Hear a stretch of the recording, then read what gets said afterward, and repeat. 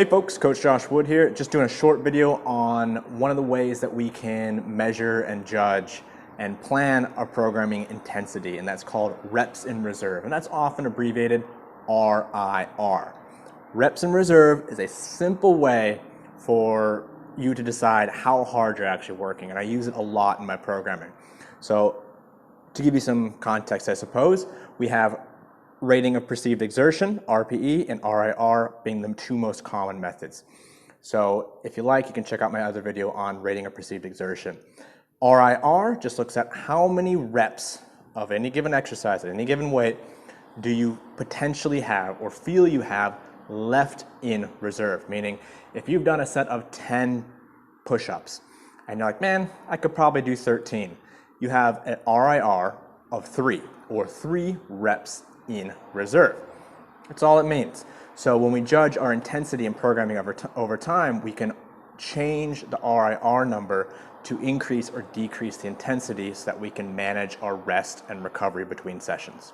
So again, RIR is just simply based on how hard you're working, how many more reps of one exercise at a given weight do you feel you have left in the tank? Okay, so we better understand RIR now. Now, when I'm programming, I'll use it as a way to prescribe your intensity. When we do 3 sets of 10 with a 90-second rest at a RIR of 3, that means you're going to have to find a weight that brings you to within 3 repetitions of failure for around 10 reps. And so that means if you're doing bench press and you do 50 kilos, and you could do 50 kilos let's say 13 times. Well, 10 reps would mean that you have a 3 in reserve. So if you need to hit a 2 in reserve, you either have to take that weight to 11 reps or you have to increase the weight. So maybe it's 52 and a half, and 52 and a half kilos will give you then an RIR of 2 at 10 repetitions. So we're balancing the amount of reps with the intensity and finding the appropriate weight if we're prescribing a set rep or a set rep range with a reserve number. If you're prescribed 3 sets of 3 in reserve with a 90-second rest, that means that you're going to have to find the weight and rep range that gets you to within 3 reps of failure. So that way you could go, well, you know, if I have only 50 kilos available to me, how many reps can I do to be within 3 reps of failure? Or if I have lots of weight, well, what rep range do I want to work in today? So maybe I want to try and hit about 8 reps with 3 in reserve, or 2 in reserve, or 1 in reserve. Well, how much weight am I going to need?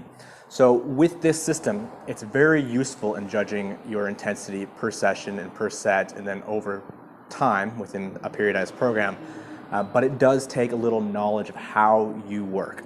You need to know how hard certain weights are, what it feels like to go to failure, and that takes a level of calibration. So often when programming, I'll send a program through that has a calibration period in which you have to go to max reps at a certain weight, or max weight for a certain number of reps, so you can feel what failure is like. And as you get more proficient and more advanced as a lifter, what we call your training age goes up, you'll have a greater understanding, and you'll actually be able to get more out of an RIR or RPE based system, as opposed to prescribing very set, rigid amounts of weight to lift, usually based off a percentage of 1 rep max.